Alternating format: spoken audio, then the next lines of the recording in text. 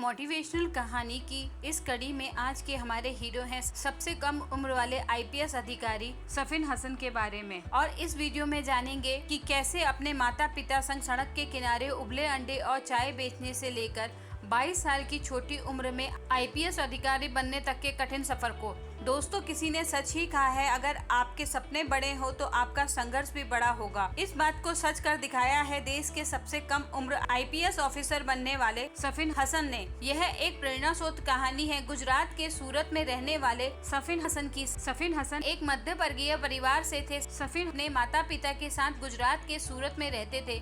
शुरुआती तौर पे उनके माता पिता सूरत के एक डायमंड यूनिट में काम करके अपने परिवार का गुजारा करते थे, परंतु कुछ दिन बाद किसी कारणवश उनके माता पिता की नौकरी चली गई। नौकरी चले जाने के बाद उनके परिवार पर तो मानो दुखों का पहाड़ टूट गया। नौकरी चले जाने के बाद उनके परिवार की आर्थिक स्थिति काफी खराब हो गई। परिवार की स्थिति को सुधारने के लिए उनके पिता घर घर जाके इलेक्ट्रिशियन का काम करने लगे और उनकी माँ घरों और शादियों के समारोह में जाकर रोटियां बनाने का काम करने लगी।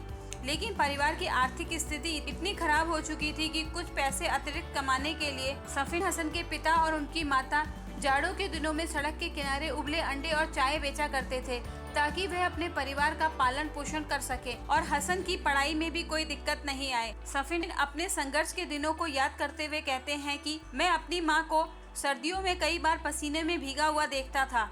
मेरी माँ 3 बजे सुबह उठकर 15 से 200 तक रोज रोटी बनाती थी और इतनी मेहनत के बाद मात्र कुछ 1000 रुपए ही कमा पाती थी। सफिन हसन ने अपने परिवार को हमेशा पैसों की तंगी से जूझता हुआ देखा।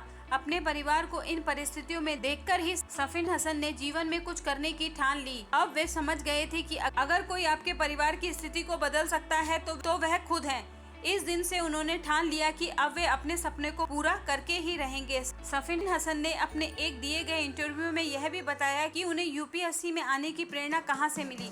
वे कहते हैं कि जब वे स्कूल में पढ़ते थे तब एक बार उनके जिले के जिलाधिकारी ने उनके गांव का दौरा किया। जब जिला अधिकारी उनके गांव में पहुंचे तो गांव के लोग ने उनका बहुत सम्मान किया। जिला अधिकारी के प्रति गांव वालों का सम्मान और इज्जत देख सफिन काफी हैरान थे। जब उन्होंने अपने मास्टर से पूछा कि यह कौन है जिनके साथ इतने अधिकारी और सुरक्षा गार्ड की गाड़ियां चल रही हैं, तब उनके मास्टर ने उन्हें बताया कि यह हमारे जिला के जिला अधिकारी हैं और इनका रुतबा किसी राजा से कम नहीं है, इसलिए इन्हें इतना सम्मान दिया जा रहा है। डीएम के रुतबे और काम से प्रभावित होकर सफिन ने भविष्य में डीएम बनने का सपना अपने मन में पाल लिया और यह निर्णय कर लिया कि वे डीएम बनकर ही रहेंगे। इसके बाद सफिन हसन अपने मजबूत इरादे को लेकर दिल्ली आ गए। दिल्ली आने के बाद भी संघर्ष ने उनका पीछा नहीं छोड़ा।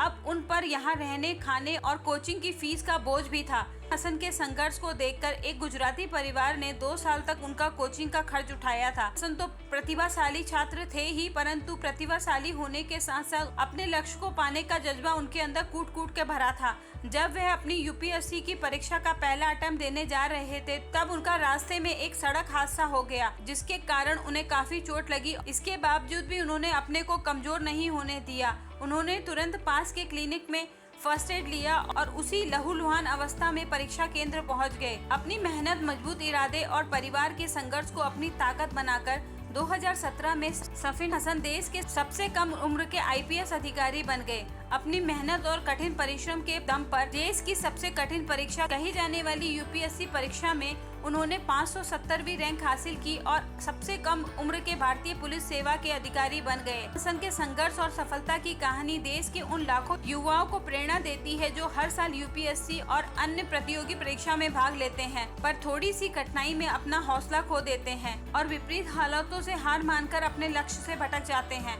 सफिन हसन की कहानी हमें बताती है कि कैसे कोई मनुष्य कड़ी मेहनत और अपने लक्ष्य के प्रति एक निष्ठा रख के कठिन से कठिन लक्ष्य को भी प्राप्त कर सकता है।